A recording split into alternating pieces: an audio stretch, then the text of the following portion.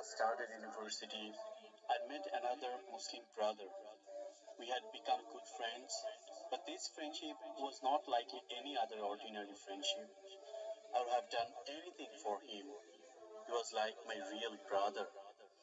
During our last year of university, this brother of mine announced that he was engaged and that he was to be married after he graduates this year and finds himself a job.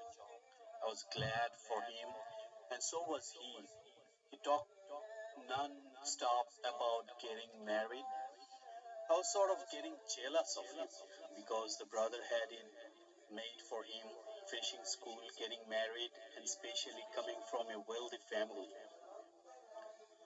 One day this brother was to meet me at the coffee shop. He showed up, but astonishingly he wasn't smiling and wasn't talking about his fiancée. I asked him what was wrong. He asked if we could talk somewhere privately, and we did. Finally, I knew why he was upset. He had told me that he found out that he had a brain tumor, which was malignant, which meant it had become cancerous. When he told me the news, his voice was shivering and tears were streaming down his cheeks. I had never seen him like this before. I tried keeping in my tears, and I tried not to show that I was hurt too. I was burning up inside, and things were racing through my mind. I kept thinking, how could this have happened? A man who had everything made and had everything perfect. I kept it inside because I did not want him to see me upset. I saw this brother slowly go down.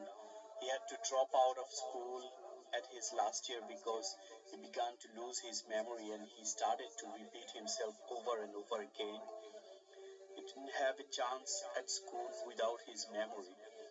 His brother was intelligent, but after he became lost. He was told that his fiance's family and her parents did not want their daughter to marry him because he had no job and basically no future. This was hard for him. I remember he would cry to me about her and how he shared for her and how hopeless he felt. Later, the brother had problems writing and his right eyesight was fading. The tumor was on the left side of his brain, so it affected everything on his right side. Because of his memory loss, the brother soon forgot surahs and he even forgot how to pray. A year later, his right arm was paralyzed and his eyesight was taken away from him. Allahu Akbar. It was the hardest thing for me to see the brother I loved so much as going through so much. I began coming over every day helping him recite surahs. When I was recited Surah Fatiha to him and he was slowly repeating after me, I looked at him and I thought this was the same brother who was so intelligent and was to finish school.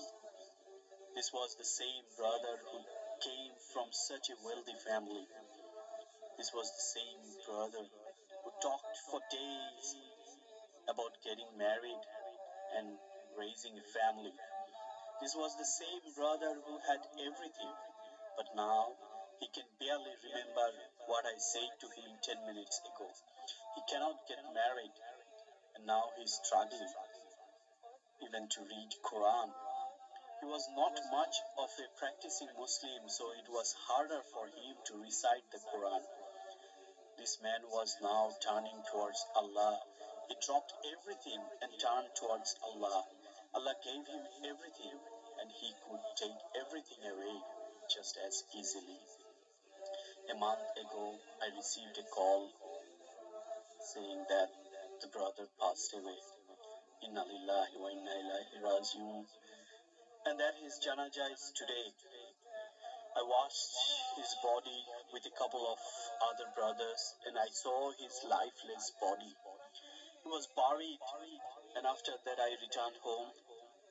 The next day I sit down wondering to myself about the power of Allah. My brother's death made me realize that we forget what our purpose of being here is for. To serve Allah. You could have everything, but to have everything that is important. I spent 6 years knowing this brother and caring for him. I never once shed a tear when he was alive, and not even when he passed away. But the day after his death, I did cry because I thought about the power of Allah. I thought about my brother. We always say that we will return to Allah, but we never really believe it. If we did, then we would struggle to read the Quran and pray to Allah like my brother did. My brother had his eyesight taken away from him. His arm was paralyzed and his memory was lost, but he still got up every morning and he insisted on reciting the Quran. But we still do not struggle to read the Quran. We do not really believe that we will return to Allah, or else we would struggle for Allah. My brother had love for materialistic objects.